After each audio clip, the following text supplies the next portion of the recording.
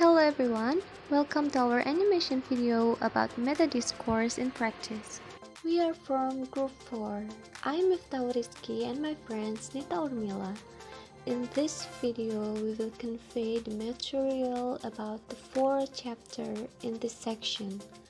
Look at a range of study concerned with the key areas of rhetoric, genre, culture, and community to illuminate how metadiscourse research has been undertaken and what it contributes to the study of language in use.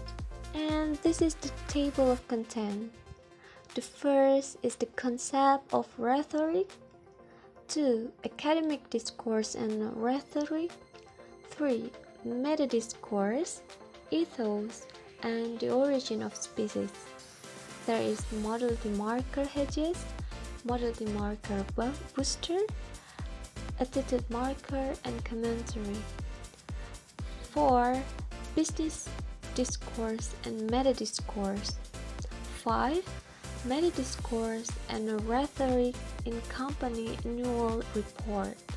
There is ethos, creating credibility appeals. Logos, creating rational appeals, and pathos, creating effective appeals. Part 1. The concept of rhetoric. So, what is rhetoric? In the past, rhetoric had a negative connotation, suggesting manipulation and coercion.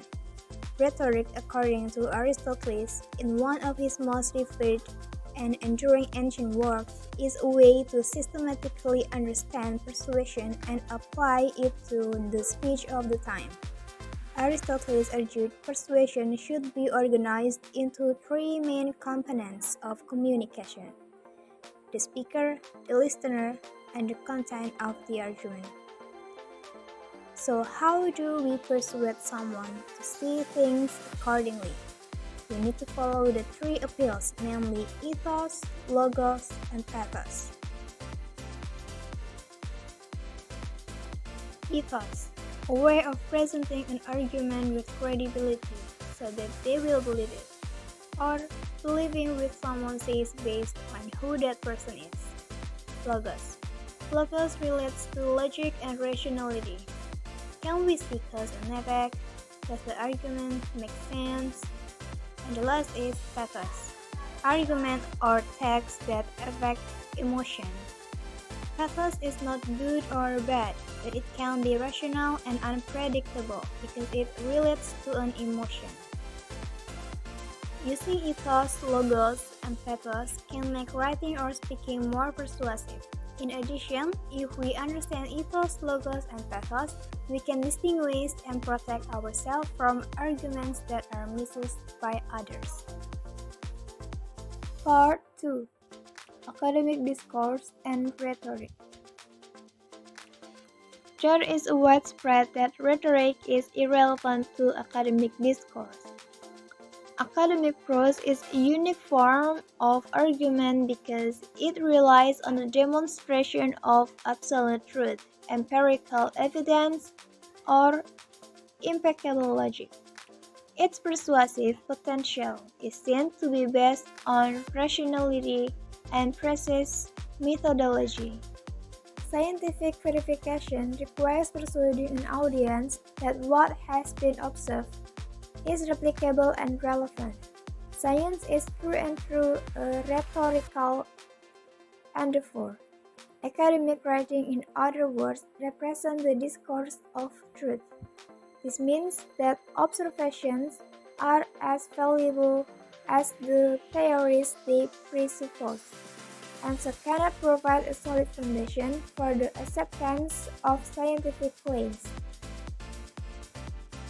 As the physicist Stephen Hawking notes, a theory may describe a range of observations, but beyond that it makes no sense to ask if it corresponds to reality, because we don't know what reality is independent of a theory.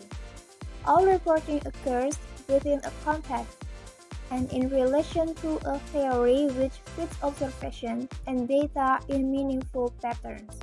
So there is no secure observational base upon which any theories can be tested, evaluating their material and acknowledging alternative views, so that controlling the level of personality in a text becomes central to building a convincing argument.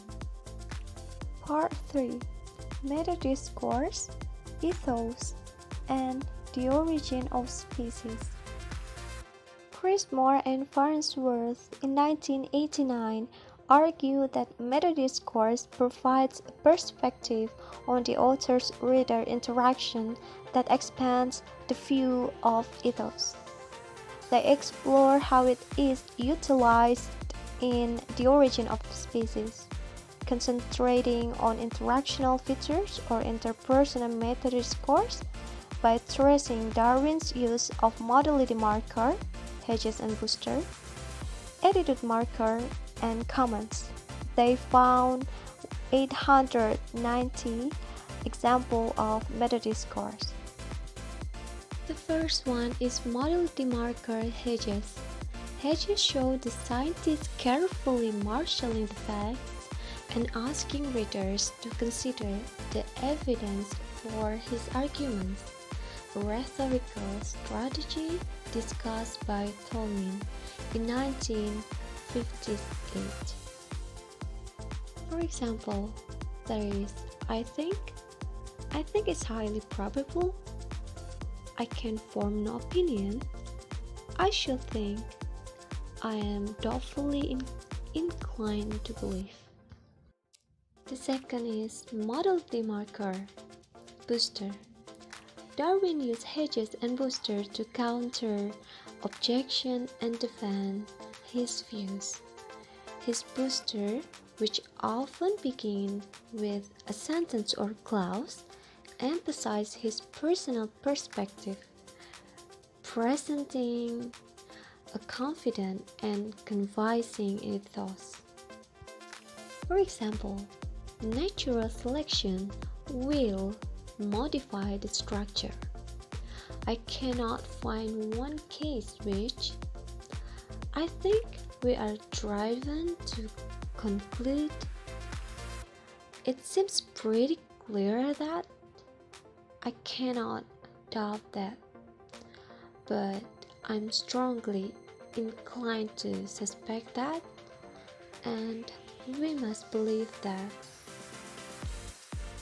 The third is attitude marker and commentary.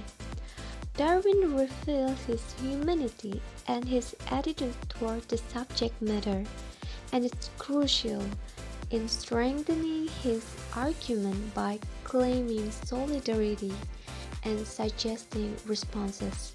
He also uses comments to build a relationship with readers, presenting an ethos of the responsible with demonstrating their need for clarity and engagement. For example, let us now briefly consider the steps, and we can clearly see. Part 4. Business Discourse and Metadiscourse. Metadiscourse can help in the field of work or business by creating a positive corporate, personal, or product image, making it easier to get clients or customers. Metadiscourse is widely used in advertising slogans and headlines, conveying persuasive message in a mixed or informative way. In magazine advertising, metadiscourse help the copywriter in creating solidarity with the reader and ultimately the commercial. Extensive self-mentioning is important because projecting the writer into the text gives customers the impression that they are being addressed personally. There are 3 ways to do this. First, self-mentioning engenders solidarity with potential consumers. Second, self-mentioning encourages potential customers to associate a product or cultural icon, either by paying attention to stereotypes or undermining the concept. Part 5. Metadiscourse and rhetoric in company annual report. The annual report and CEO's letter are crucial documents for constructing a corporate image and gaining support for investment decisions. They use metadiscourse devices like transitions and hedges to create rational, credible, and effective messages. With 2/3 of all items consisting of these devices. There are 3 parts. The first is logos, creating rational appeals. Second is ethos, creating credibility appeals. And the third one is pathos, creating effective appeals. Logos, creating rational appeals. Rational appeals corresponds to the Greek concept of logos, which is the use of reason in persuasion. This logical relationship in an argument are crucial for its persuasive power. Interactive metadata aid reader in understanding a text by guiding them through information. In particular, CEOs take pains to explicitly label part of the macro structure of discourse. Transitions are used to facilitate discourse that can convey expectation to general situation. Deviation for original proposals and changing strategies in light of new circumstances. And you can see the table that we serve. Ethos, creating credibility appeals. Successful persuasion is the writer's ability to create an effective ethos. Honesty and straightforwardness are essential elements in effective communication.